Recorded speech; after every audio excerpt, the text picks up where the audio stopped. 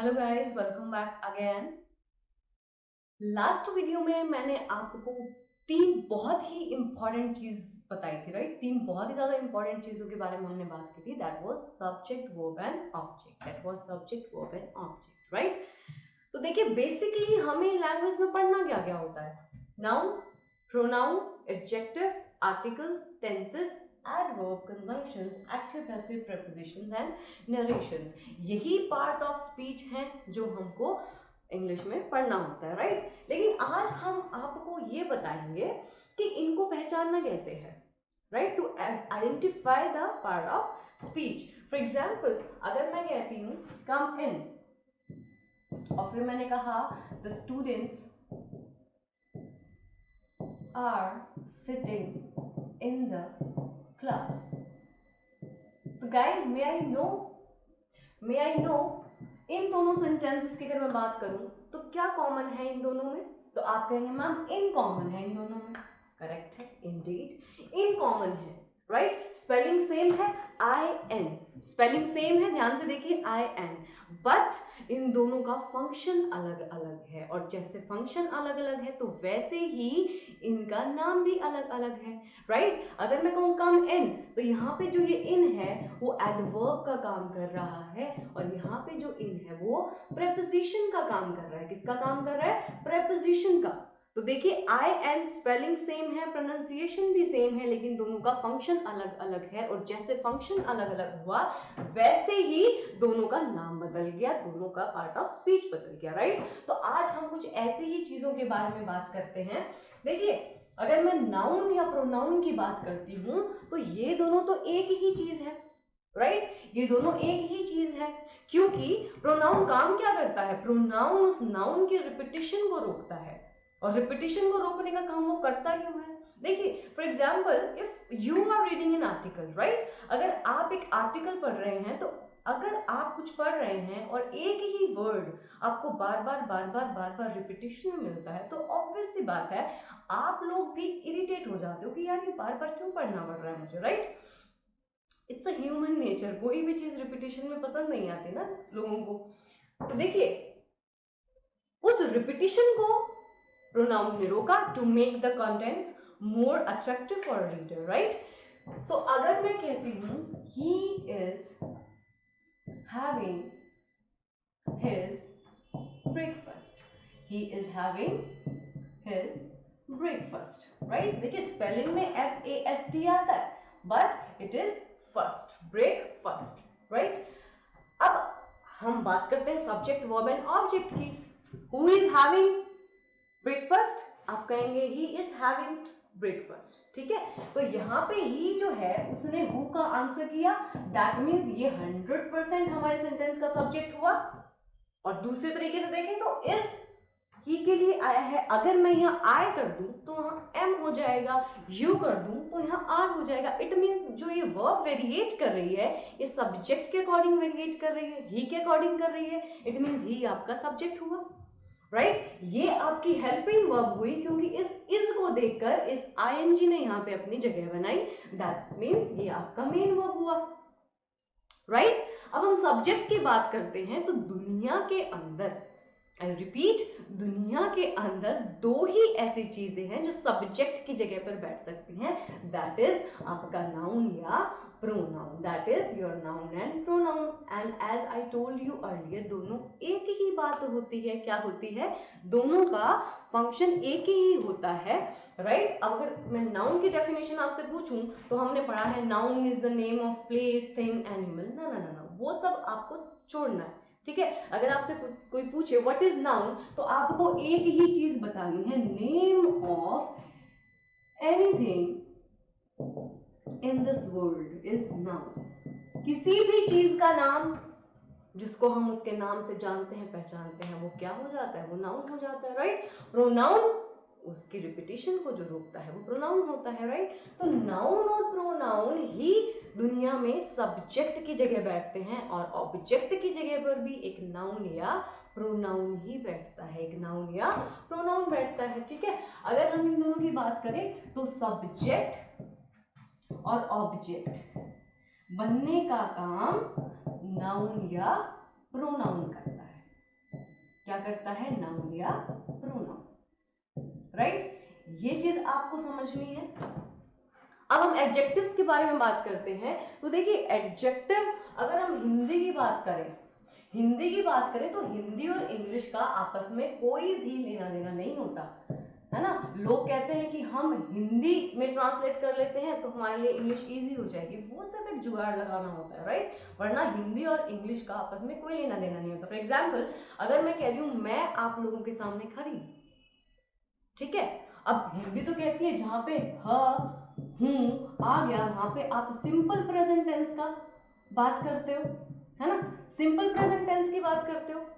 But अगर आप इसके इंग्लिश बताएंगे तो आप कहेंगे I am standing in front of you, in front of you. अगर आप इसकी हिंदी बनाने निकलेंगे तो आपको समझ में आएगा क्या मैं तुम्हारे सामने खड़ी हो रही हूं। ऐसा तो मैंने नहीं कहा, मैंने तो कहा कि मैं आप लोगों के सामने खड़ी हूँ, राइट? तो हिंदी और इंग्लिश का आपस में कोई लेना देना होता ही नहीं है। पता नहीं क्यों स्टूडेंट्स इतना हिंदी से इंग्लिश, इंग्लिश से हिंदी घूमते रहते हैं, आई डू नॉट नो। चलिए हम बात करते हैं एडजेक्टिव्स की।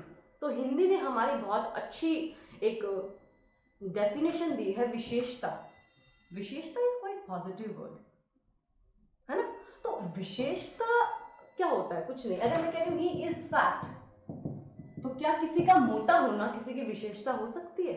आई डोंट थिंक सो हो सकती है, ठीक है। तो ये ही क्या हो गया? सेंटेंस का सब्जेक्ट हो गया, ठीक है, सेंटेंस का सब्जेक्ट हो गया क्योंकि मैंने क्वेश्चन किया हु इज फैट, आंसर मिला ही इज फैट, राइट? और फिर मैंने देखा इज किसके लिए यूज हुआ है, आप कहेंगे जी इज ही के लिए यूज हुआ है। अगर यहाँ पे यू होता तो आर हो जाता, आई होता तो एम हो जाता, बट मैं आई क्यों लिखूं, है ना, मुझे तो ही लिखना है because I am not fat, he is fat. अब आप इज की बात करेंगे तो ये सेंटेंस का मेन वर्ब हुआ, क्योंकि हमारे पास ऐसी कोई भी वर्ब नहीं है जो इज को देकर आईएनजी ले देगी अपने साथ, तो ऑटोमेटिकली ये आपके सेंटेंस का मेन वर्ब हुआ, राइट? अब ये फैट की अगर हम बात करें तो आप कहेंगे जी एडजेक्टिव है, लेकिन यहां तो ये किसी की विशेषता नहीं बता रहा।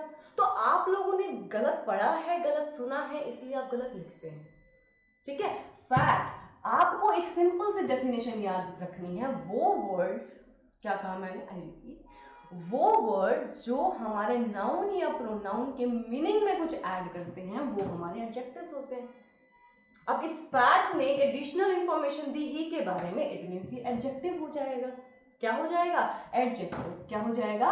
एडजेक्टिव। देखिए अब हमें यहाँ से एक चीज पता चल गई कि अगर हम सब्जेक्ट की बात करें तो सब्जेक्ट की जगह पे नाउन या प्रोनाउन बैठ सकता है, और कोई पार्ट ऑफ स्पीच सब्जेक्ट की जगह नहीं ले सकता, ठीक है। अब हम एडजेक्टिव की बात करें तो हमें समझ में आता है कि नाउन या प्रोनाउन के बारे में कोई भी एडिशनल इंफॉर्मेशन अगर आपको कोई देता है तो वो कौन देता है? एडजेक्टिव्स देते हैं। क्या देते हैं? Adjectives, right?